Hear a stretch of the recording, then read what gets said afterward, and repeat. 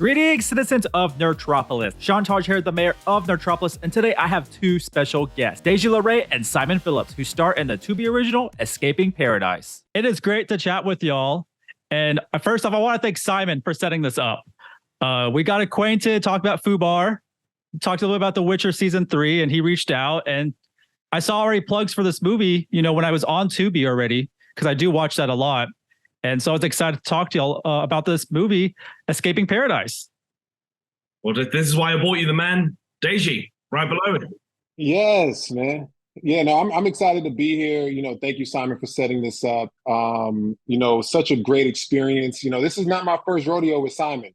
We worked together in the past, and I think, all the work that we've done in the past has kind of prepared us to share the screen together in the Philippines heat, for the 2 weeks that we were there, you know what I mean? So it was a great time.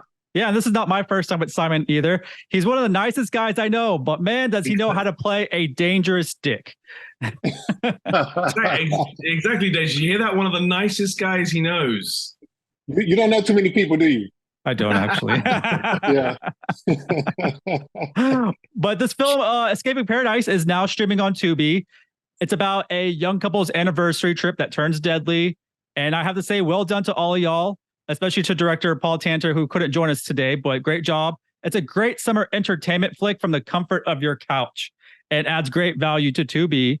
Simon, I just want to kind of start with you. You've worked with director Paul Tanter before. Yes. How's it like working with him again?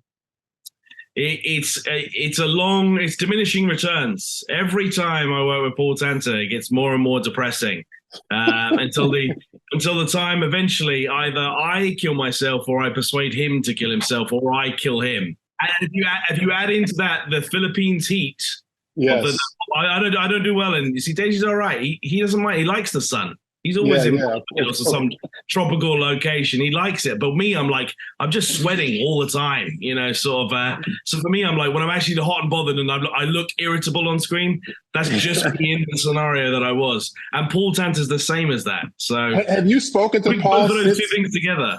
Have you spoken to Paul since we filmed this? I don't think you guys have spoken. It was really that kind of a shoot, right? That was the last time we spoke. The minute we left each other on a beach in the Philippines, we haven't spoken since. Yeah. But Deji, you and Simon, like you mentioned, you worked together. What was that project that y'all worked together before?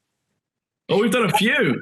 Yeah, we've done a few projects. I was driving down Hollywood Boulevard one day and I saw this homeless guy who was holding a sign, we'll work for food, and it was Simon. And we got to. And I didn't get that food, by the way. So I was like, but Deji, where's my meal? I wanted a McDonald's. And they're like, yeah, later. We're gonna get it later. Yeah. No, we've done, let me think, 1, 2, 3, at least 4 to 5 projects together, and Simon and Paul, man, a great team. They've known each other forever. When I first met them, I thought they were twins, and then they started to eventually start to look a little different or act different or whatever when I got to know them. But really cool guys, very creative, and they just have a really strong hustle mentality. They come from the school of get it done by any means necessary, and I respect their filmmaking talents. And so I bring that same sort of energy. I work hard, I stay up late, and so I think that's what attracted us. And so earlier on, Deji is a machine. He just lives, eats, breathes work all the time. He does, he's not one of those guys that's down the club all the time, or drinking all the time. He works all the time, just works, and he does it but in front of and behind the camera equally as hard.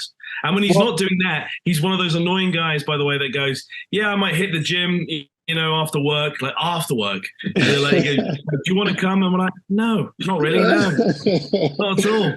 Yeah, man. No, listen, man, we did one project I remember, and I was helping produce, and it was like 6 p.m. in the evening, and the next day we had a call time of 7 a.m. and Simon pulls me aside. He says, hey, man, so I think we might need a dune buggy for tomorrow morning. You're still on about this. Yeah, you think you can make it happen? I'm like, you mother. Yes, I can. That's what I say. I say, yeah, of course we can make it happen, and we got a dune buggy. We had it towed and delivered, and it Into the worked, and middle it of was, in the yep, middle of the desert somewhere. in the middle of the desert. So that's just an example of like some of the hurdles that we've had to overcome in this filmmaking process. But the fact that, we both get it done and we have that same hustle mentality is why we have great synergy. Right. And you wrote this movie, correct, Deji? Yes. So Yes. where did the story come from? Where did the inspiration come from to write this? So I was in the Philippines for about 5 months in 2010.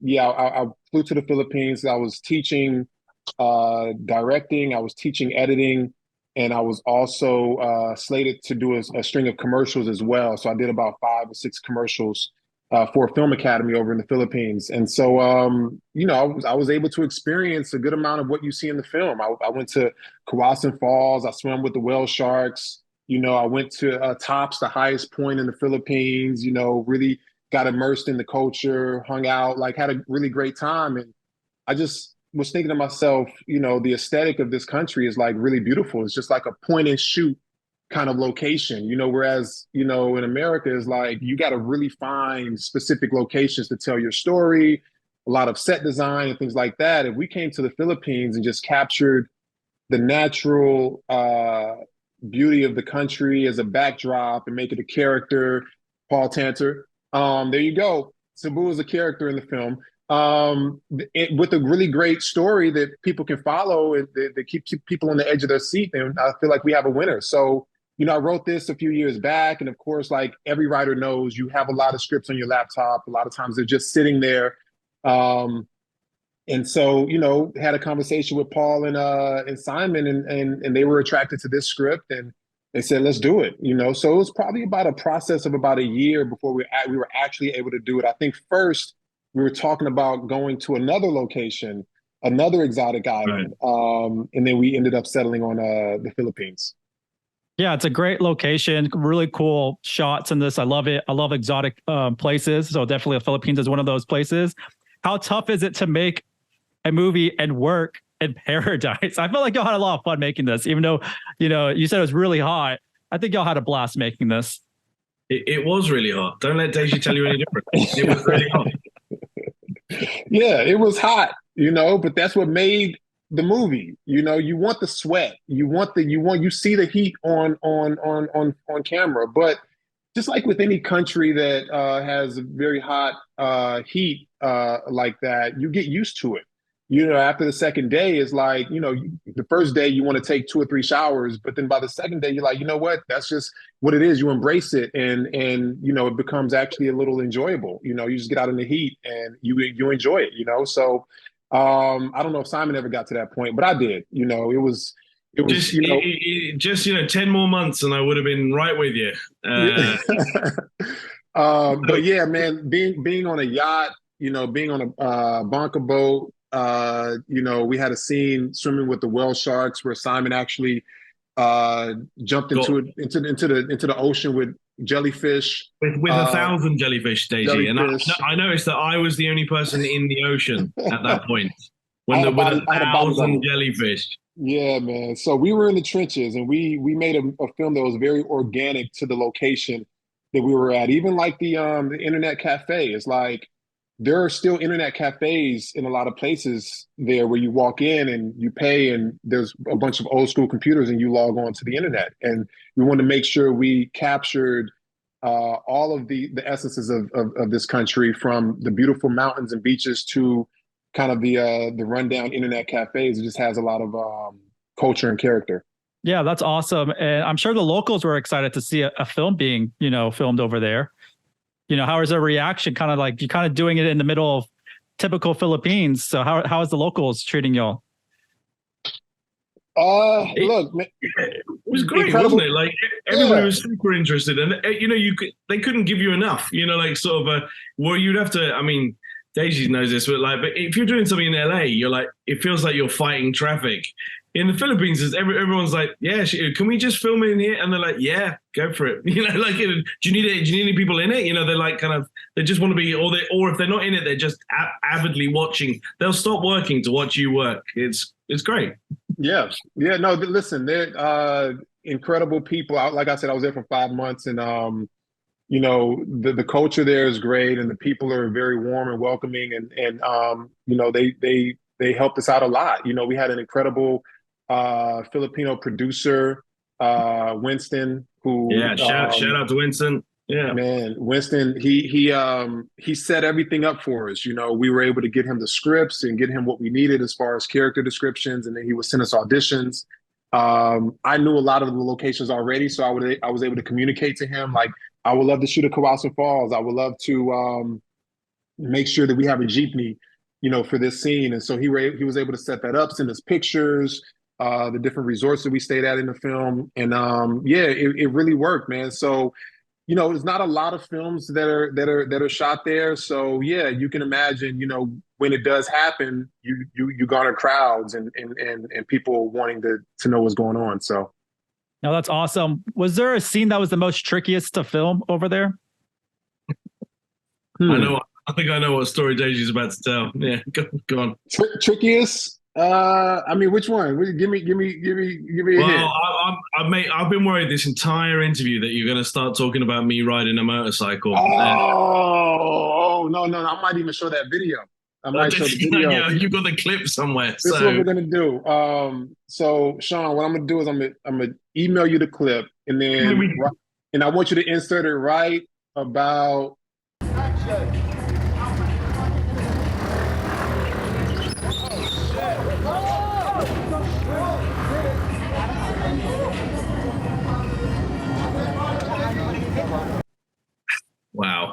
Wow, man! You really get to find out who your friends are. Some of these processes. Look, let me start by saying, as an actor, somebody, they go, "Hey, can you?" In an audition, they go, "Can you play a guitar?" And you're like, "Yep." Can you ski? And you're like, "I'm your man."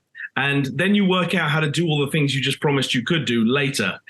Unfortunately, Daisy's like, "You've ridden a bike before," and I was like, "Yeah, totally. Obviously, I have." And it was like, okay. And then, as it turned out, I didn't know how to do that. But I was like, "Oh, we're gonna do it right now." Yeah. I was like, "Yeah, let's do it." And I think he was confused about which one was the gas and which one was the brake. And as you can see in the clip that you just showed, right? He crashed. Luckily, the bike was okay. But Deji's first concern was the bike. He went around. Listen, we rented the bike. This costs money. Simon, we'll deal with you later, okay? But no, it worked out, and it was raining. You know what I mean? So it was very dangerous, and I was very nervous about the next take. But we had to get the shot, and so he got it right. The very last take, he got it right. So. Deji's first concern after that was like, "You don't know how to ride a bike, do you?" And I was like, "Not as such, no." I lied pointlessly about it. I don't know why. I'm around friends. I don't know why I lied about it. If I'd said no, someone would have helped. But I was just like, we'd have figured it out. Yes, just came out, and then we had to deal with what followed. Well, you're still alive, which is the great thing. It's alive, and the bike was okay. The bike was okay. The bike was fine. Yes, we got through it, and we got a great shot. I mean, the idea, quite honestly, was for us to drive through the city on the motorbikes. That was in the original script. So we had to condense that to us just pulling up to the bikini bar, okay? And it was because of this man right here, because he don't know how to ride a bike. It was just no way. I was like, no, now I got it. And he goes, "Yeah, we're not going out onto the, they drive kind of a certain way there. And he's not even, Deji wasn't even convinced I could pull up safely to the bar. So we weren't going out on the highway, This wasn't happening. No. What about some of the shots on the water? Was the water calm when you were on the boats? Listen, man. Deji nearly sank in a boat, didn't you? Yes, I think we all did, including the camera. Yeah, that's right. Listen, there's not a lot of Ari Alexa Minis floating around Cebu. Okay, so of course the camera equipment was brought over from the States, and yeah, we have one camera, and we're literally on a small little rowboat in the scene, myself and the Felix character, and then the camera crew is on another small boat shooting from another boat. And the waves got so rocky. I mean, we're going back and forth. And I look up, and literally the camera crew boat tips all the way over about like this. And I'm like, oh shit, we're not gonna be able to finish the movie. We don't have a camera. Like, we're gonna have to shoot the rest of it on an iPhone. But then at the last second, you know, everybody's like, whoa, whoa, whoa, and they push it back and it goes, and it plops back down. My heart was beating fast, you know, because at the end of the day, man, it's like you're being creative, but there's a business aspect of it too. There's a responsibility, you know, for the crew's safety. There's responsibility to get the camera gear that costs hundreds of thousands of dollars back without any sort of insurance claims, and you know, so that was a nerve-wracking situation. But that was the only situation, that and probably Simon crashing on the bike, that was a little scary. We don't have to keep bringing that story up. You know, it's just a fun trivia story.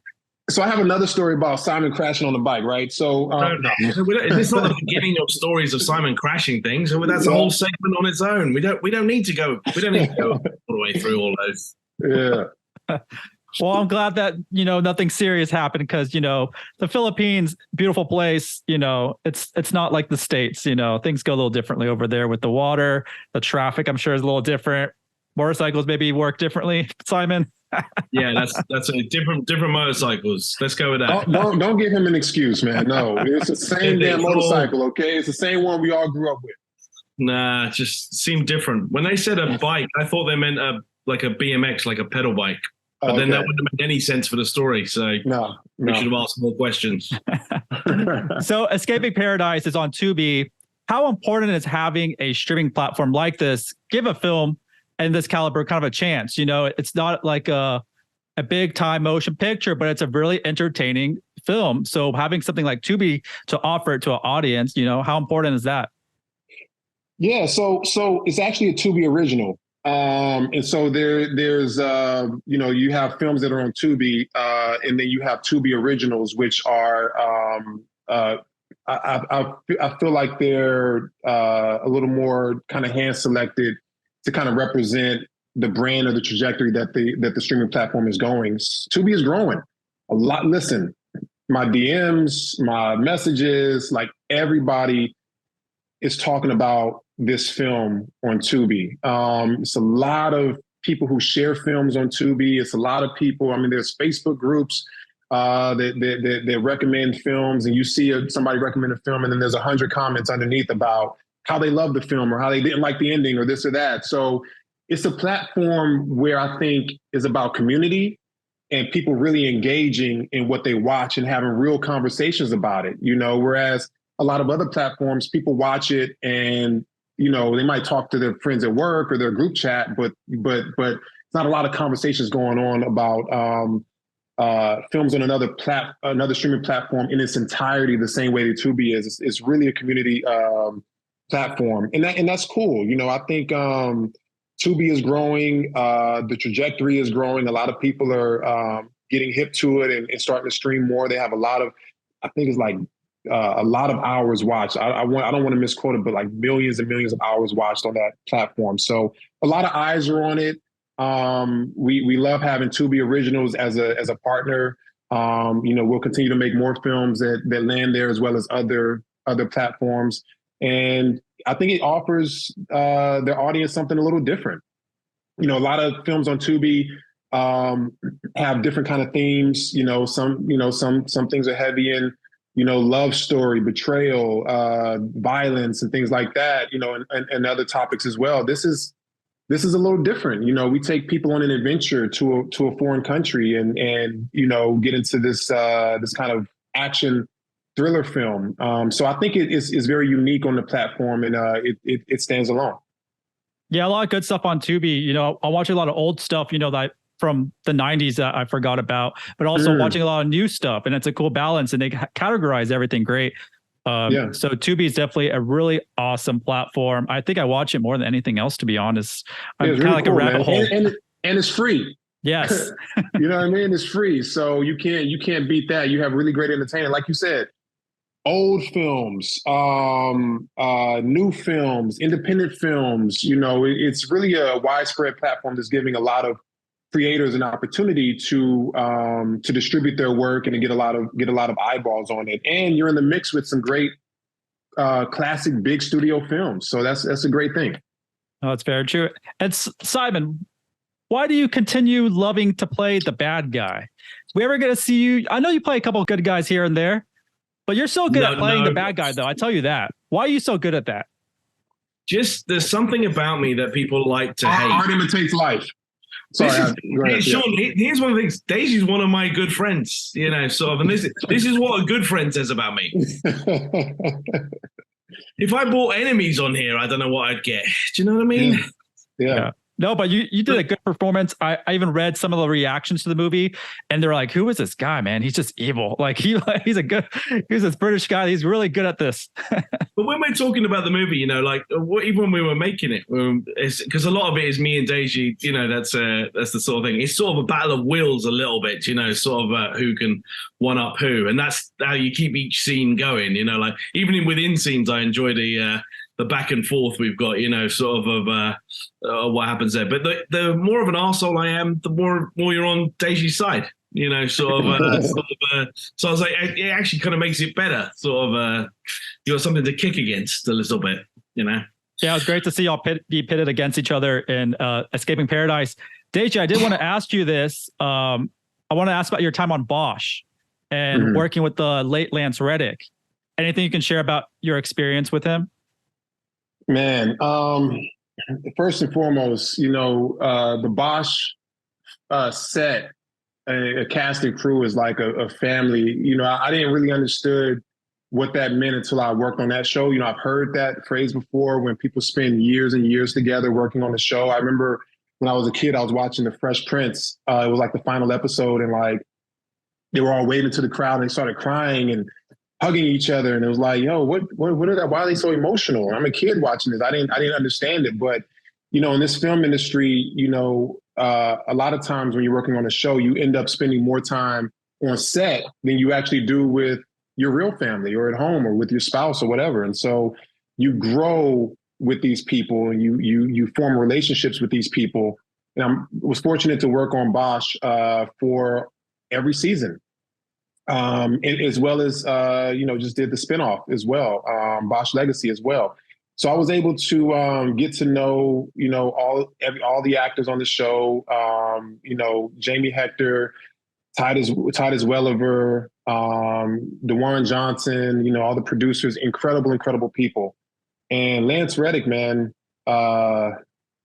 rest in peace. He is, when I first met him, you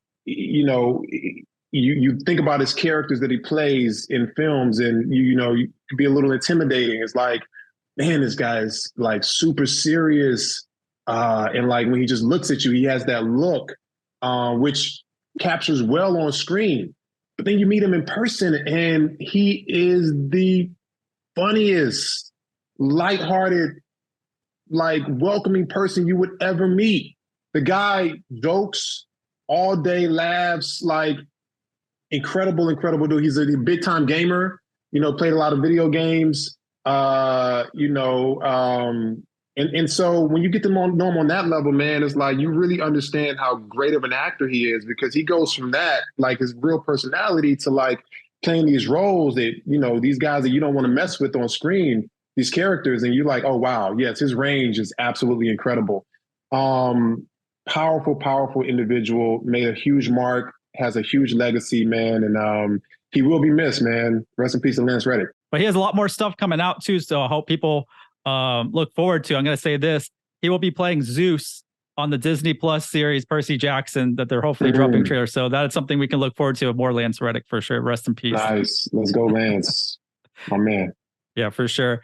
And before we wrap things up, Simon, Deji, I want to ask you, what's y'all's next project y'all are working on? Well, Deji's, I'll let Deji take his news. I don't know where he's at with Johnson, which is his other baby. Deji's got so many projects around, Man, I'm just trying to create art that's going to last a lifetime. People can watch it 10, 20 years from now and be entertained and love what they're watching, and it's timeless. That's my goal. I have another show called Johnson, which is on the Bounce Network.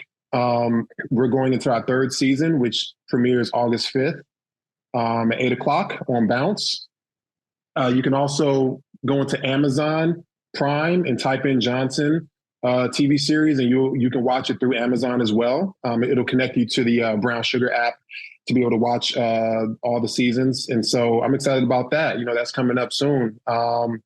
And I have another television show that we're in pre-production for currently. Of course, at the moment, there's a SAG strike, which, there's a lot that, as actors and writers, we are fighting for.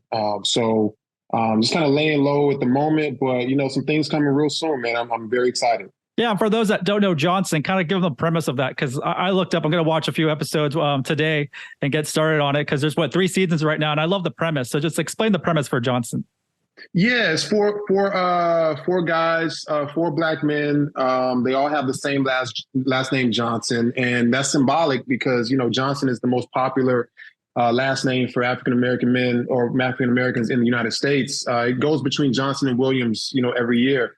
And so it's symbolic because even though we're all different and we all have our different perspectives on life and love and relationships and careers and things like that, we all have, we are connected by our plight in our journey through America. You know what I mean? So, the show is about us, but it's also about our experiences, with how we navigate, with life and love and friendship and brotherhood. So, people ask what kind of genre it is. I would say it's real life. It's a dramedy. It's funny, it's serious, it's emotional, but it's real and it's organic and it's very, very relatable. You will see yourself in one of these guys. You will see your brother in one of these guys, or you will see a piece of yourself in all of these guys. You know what I mean? So, check it out if you haven't seen it.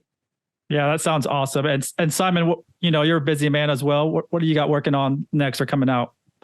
We got a couple more De-Influencer films. So we have, I don't know if I talked to you about De-Influencer. We just wrapped on number 2 and number 3. So we got 2 more of them coming out because it's not enough to make one film. We're going to make 2 more. But Simon, man, I know you guys talked about The Witcher a little bit, right? But congratulations, man. Oh, come on, man. Hey, it's The Witcher, bro. #1 show on Netflix, man. It's a good scene too. I really like that scene because when I mentioned it to my friends, I was like, "You remember this?" He's like, "Yeah, I remember that guy." So it was a very memorable scene in The Witcher. Just in case you think Simon will play the nice guys, I just watched my 2 minutes on The Witcher, and they're like, "Nope." No, but I think I'm doing drugs with a sex midget whilst beating her and leering at another woman, all within the same, Just in case you have any, with face tattoos and stuff, just in case you have any inclination, I might be the good guy soon. No, it's great to see Simon pop up in these awesome shows. But thank y'all so much for your time. It was really fun, and I will catch y'all on y'all's next project. Thank you so much. Thanks for having us, man. Talk soon. All right. Once again, this is Sean Taj, the mayor of Nerdtropolis, and stay tuned for more movie news, reviews, interviews, and trailers.